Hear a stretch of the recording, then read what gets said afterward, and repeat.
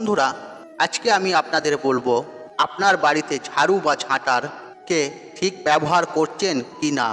এই ঝাড়ু বা ঝাঁটাকে সঠিক ব্যবহার না করলে ঘরের মধ্যে আর্থিক কষ্ট দেখা দেয়। বন্ধুরা, এটা সবাই জানে, ঝাড়ু বা ঝাঁটাকে মা লক্ষ্মীর প্রতীক হিসেবে গণ্য করা হয়। তাই বন্ধুরা, ঝাড়ু বা ঝাঁটার সঠিক ব্যবহার মা লক্ষ্মীকে প্রসন্ন করে এবং আপনার সংসারে নিয়ে আসে সুখ সমৃদ্ধি বজায় করে। তাই আপনার বাড়িতে ঝাড়ু বা ঝাঁটার ব্যবহারের সময় এই কটি নিয়ম পারলে অবশ্যই আপনারা মেনে চলার চেষ্টা করুন। বন্ধুরা, প্রত্যেকটি বাড়িতেই ঘর সাফ সাফাই রাখার উদ্দেশ্যে এই ঝাড়ুর ব্যবহার করা হয়ে থাকে। কিন্তু বন্ধুরা, এই ঝাড়ু ব্যবহার করার সময় বেশ কিছু নিয়ম মেনে চলা অবশ্যই জরুরি। না হলে মা লক্ষ্মী রুষ্ট হয়ে যায় এবং গৃহ ত্যাগ করে।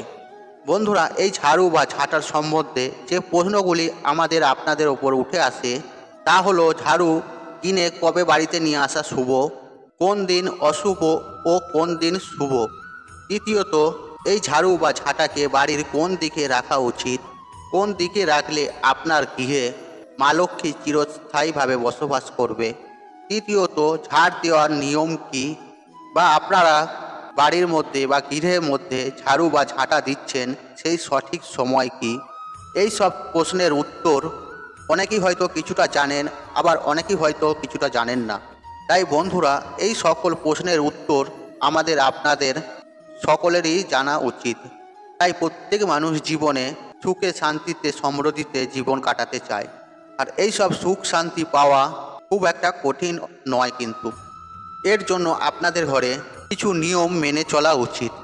বন্ধুরা, এই ঝাড়ু সম্পর্কে যে আমি বিষয়গুলি বলবো, সেসব বিষয়গুলি একটু মাথায় স্মরণ করে নিয়ে চলবেন। দেখবেন আপনাদের জীবনে সুখ শান্তি সমৃদ্ধি সব কিছু বজায় থাকবে। চলুন বন্ধুরা, ভিডিওটি শুরু করা যাক। তবে ভিডিওটি শুরু করার আগে আপনাদের বলে রাখি, আপনারা যদি আমার চ্যানেলে নতুন হয়ে থাকেন তাহলে চ্যানেলটি অবশ্যই সাবস্ক্রাইব করুন এবং পাশে থাকা নোটিফিকেশন অন রাখুন, কারণ আমি নিত্য নতুন ভিডিও আপলোড করতে থাকি, যেমন বাস্তু টিপস, টোনা টোটকা ও পুজো অর্চনা ও ইত্যাদি ধরনের। আর এই ভিডিওটি দেখে যদি 1% উপকৃত হন তাহলে ভিডিওটি বন্ধুবান্ধব আত্মীয়জনদের সাথে শেয়ার অবশ্যই করবেন। শ্রদ্ধা মনে ভক্তি রেখে কমেন্ট বক্সে জয় মা লক্ষ্মী লিখে কমেন্ট অবশ্যই করবেন। এতে মা লক্ষ্মীর আশীর্বাদ সদা সর্বদাই আপনার গৃহের ওপরে থাকবে। আপনার কখনো অন্ন বস্ত্রের অভাব হবে না। চলুন বন্ধুরা, প্রথম যে বিষয়টি হলো, ঝাড়ুর মধ্যে যেহেতু মা লক্ষ্মীর বসবাস, এই ঝাড়ু বা ঝাঁটা ব্যবহার করার সময় কখনোই কিন্তু তাতে পা দেওয়া উচিত নয়, বা লাথি মেরে সইরে দেওয়া উচিত নয়। এরকম করলে মা লক্ষ্মী অত্যন্তভাবে রুষ্ট হয়ে যান।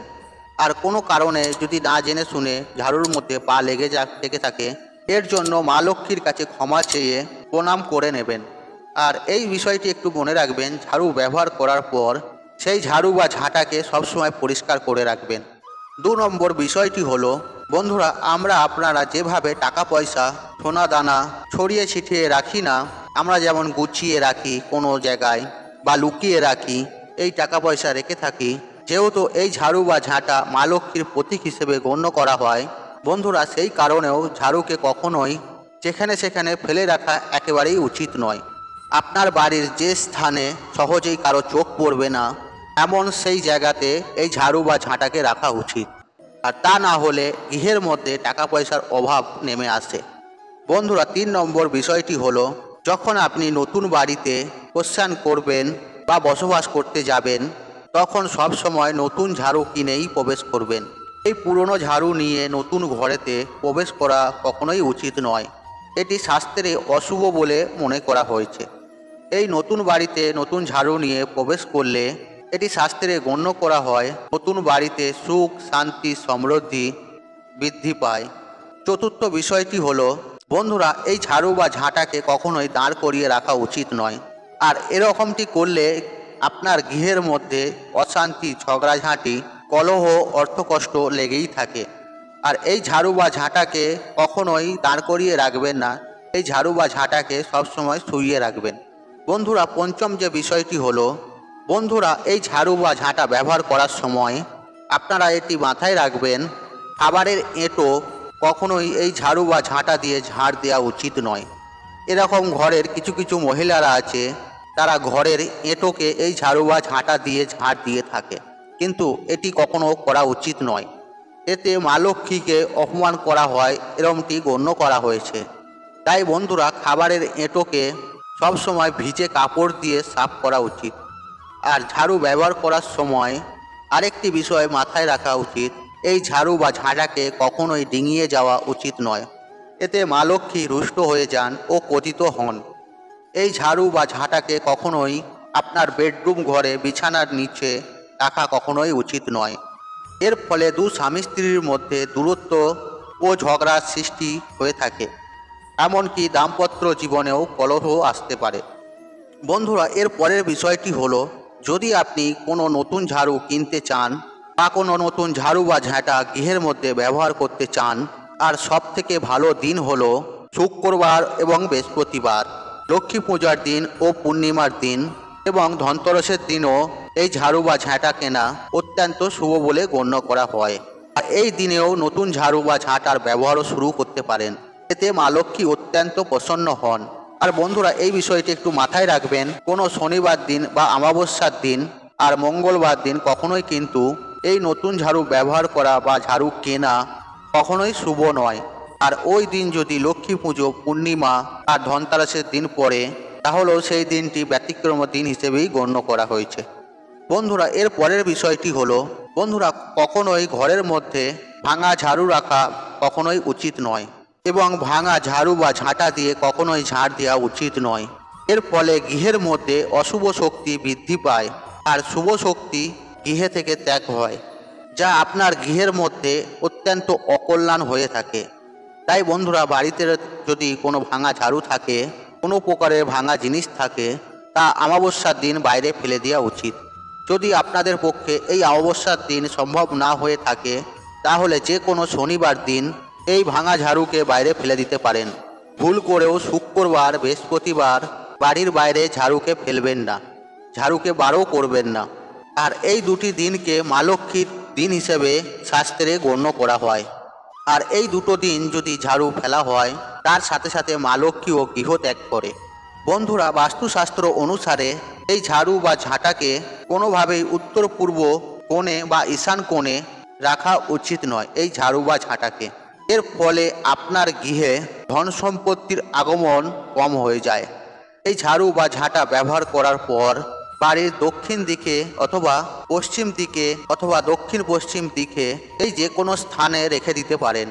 বন্ধুরা, ঝাড়ু বা ঝাঁটার ব্যবহার করার সঠিক সময় হলো বলে তো প্রাতঃকাল, দিনের যে কোনো সময়ে এই ঝাড়ু বা ঝাঁটাকে ব্যবহার করতে পারেন। আর সন্ধ্যা হয়ে যাবার পর কোনো অবস্থাতেই গৃহের মধ্যে ঝাড়ু বা ঝাঁটা ব্যবহার করা একেবারে উচিত নয়। এর ফলে গৃহের মধ্যে দরিদ্রতা, অর্থকষ্ট বৃদ্ধি পায়।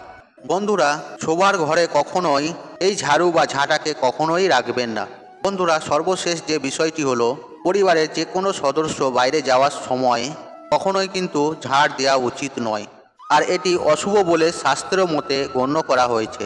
বন্ধুরা, এই ঝাড়ু বা ঝাঁটাকে আমরা সবসময় পরিষ্কার পরিচ্ছন্ন করার জন্য ব্যবহার করে থাকি।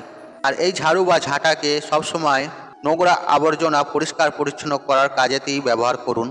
সেই ঝাড়ু বা ঝাঁটা দিয়ে কোনো বস্তু সরানোর জন্য বা কাউকে আঘাত করার জন্য বা কোনো পশুকে স্পর্শ করা, এই বিষয়গুলি কখনোই করা উচিত নয়। বন্ধুরা, এই ঝাড়ু বা ঝাঁটা দিয়ে গৃহে যত সাফসাফাই পরিষ্কার পরিচ্ছন্ন রাখবেন, ততই আপনার গৃহের মধ্যে পজিটিভ শক্তির বৃদ্ধিমান হবে এবং মা লক্ষ্মীর আগমন ঘটবে। তাই বন্ধুরা, এই ঝাড়ু বা ঝাঁটার বিশেষ এই কটি নিয়মগুলি যদি আপনারা মেনে চলতে পারেন, তাহলে আপনাদের জীবনে সুখ, শান্তি, সমৃদ্ধি সব কিছু বজায় থাকবে।